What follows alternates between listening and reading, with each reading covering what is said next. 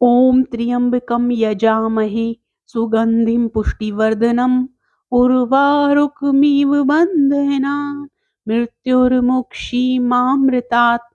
नमस्कार मित्रों, आप सभी का दिन शुभ और मंगलमय हो। आज हम श्रवण करेंगे फाल्गुन मास महात्म्य शिव पुराण कथा अध्याय 8 और अध्याय 9। प्रेम से बोलिए शिव शंकर भगवान और माता पार्वती की जय।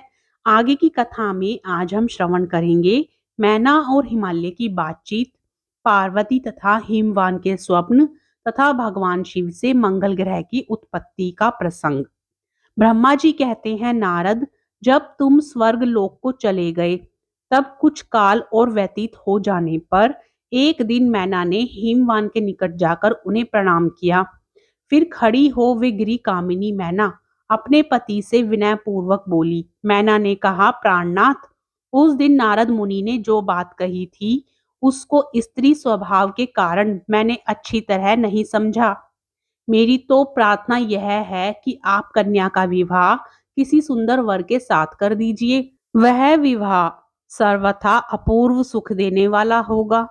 गिरिजा का वर शुभ लक्षणों से संपन्न और कुलीन होना चाहिए। मेरी बेटी मुझे प्राणों से भी अधिक प्रिय है। वह उत्तम वर पाकर जिस प्रकार भी प्रसन्न और सुखी हो सके वैसा कीजिए। आपको मेरा नमस्कार है।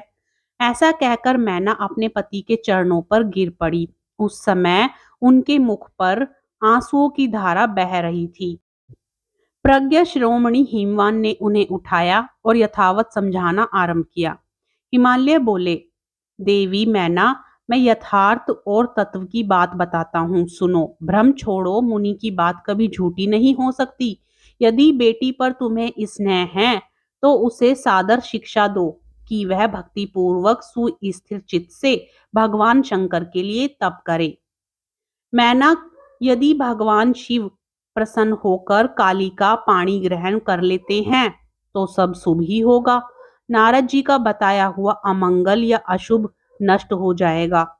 शिव के समीप सारे अमंगल सदा मंगल रूप हो जाते हैं। इसलिए तुम पुत्री को शिव की प्राप्ति के लिए तपस्या करने की शीघ्र शिक्षा दो। ब्रह्मा जी कहते हैं, नारद, हिमवान की यह बात सुनकर मैना को बड़ी प्रसन्नता हुई।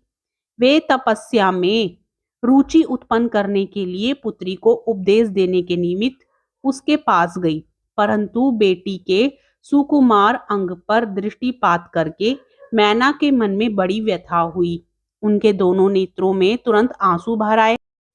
फिर तो गिरी प्रिया मैना अपनी पुत्री को उपदेश देने की शक्ति नहीं कर पाई। अपनी माता की उस चेष्टा को पार्वती जी शीघ्र ही ताड़ गई। तब वे सर्वज्ञ परमेश्वरी कालिका देवी माता को बारंबार आश्वासन दे तुरंत बोली। पार्वती ने कहा, हो मेरी यह बात सुनो।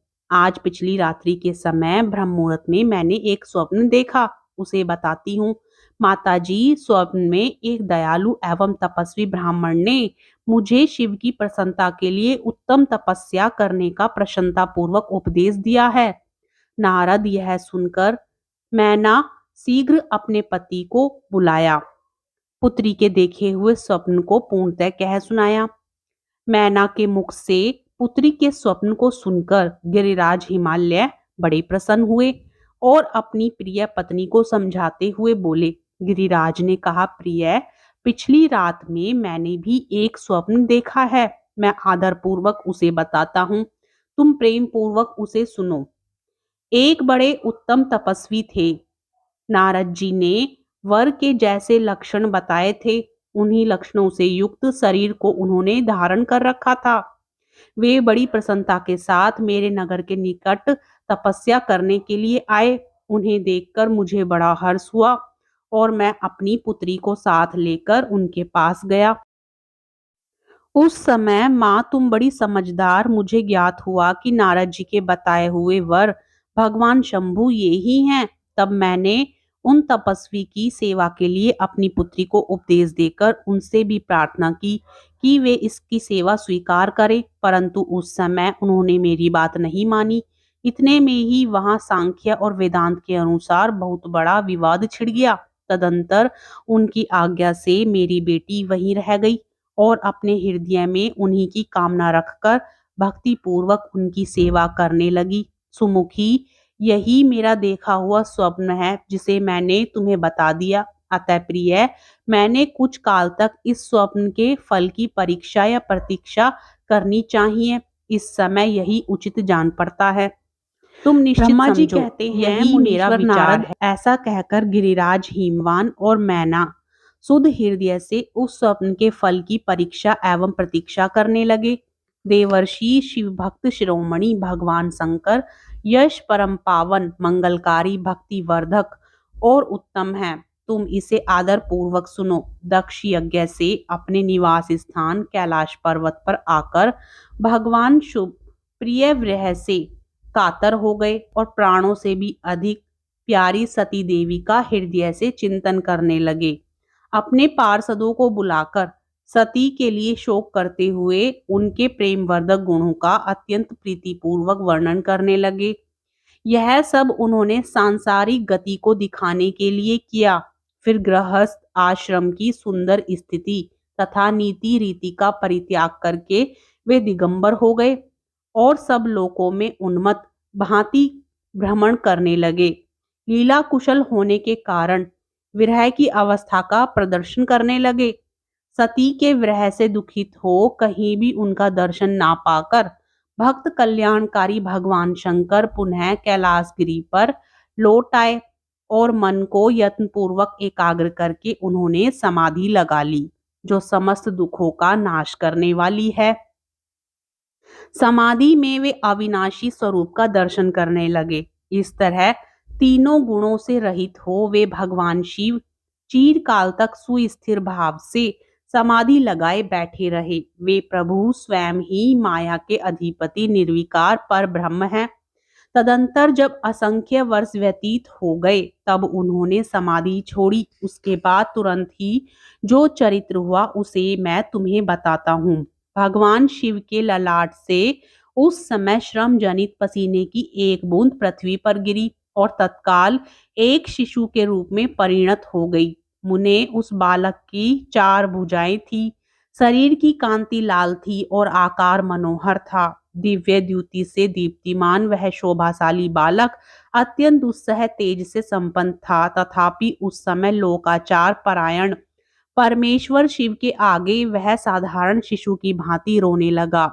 यह देख पृथ्वी भगवान शंकर से भयमान उत्तम बुद्धि से विचार करने के पश्चात सुंदर स्त्री का रूप धारण करके वह वहां प्रकट हो गई। उन्होंने उस सुंदर बालक को तुरंत उठाकर अपनी गोद में रख लिया और अपने ऊपर प्रकट होने वाले दूध को ही स्तन के रूप में उसे पिलाने लगी। उन्होंने सहस्र उसका मुंह चूम लिया और अपना ही बालक मान हंस हंस कर उसे खिलाने लगी। परमेश्वर शिव का हित साधन करने वाली पृथ्वी देवी सच्चे भाव से स्वयं उसकी माता बन गई। संसार की सृष्टि करने वाले परम कौतुकी एवं विद्वान अंतर्यामी शंभु वह चरित्र देखकर हंस पड़े और पृथ्वी को पहचान कर उनसे बोले, धरणी, तुम धन्य हो। मेरे इस पुत्र का प्रेम पूर्वक पालन करो। यह श्रेष्ठ शिशु मुझे महातेजस्वी शंभु के श्रम जल अर्थात पसीने से ही तुम्हारे ही ऊपर उत्पन्न हुआ है। वसुधे, यह प्रियकारी बालक यद्यपि मेरे श्रम जल से प्रकट हुआ है तथापि तुम्हारे नाम से तुम्हारे ही पुत्र के रूप में इसकी ख्याति होगी। यह सदा त्रिविध तापों से रहित होगा, अत्यंत गुणवान और भूमि देने वाला होगा। यह मुझे भी सुख प्रदान करेगा। तुम इसे अपनी रुचि के अनुसार ग्रहण करो। ब्रह्मा जी कहते हैं, नारद, ऐसा कहकर भगवान शिव चुप हो गए और उनके हृदय से विरह का प्रभाव कुछ कम हो गया। उनमें विरह क्या थी? वे लोकाचार का पालन कर रहे थे। वास्तव में सत्पुरुषों के लिए प्रिय श्री रुद्रदेव निर्विकार परमात्मा ही हैं। शिव की उपयुक्त आज्ञा को शिरोधार्य करके पुत्र सहित पृथ्वी देवी शीघ्र ही अपने स्थान को चली गई।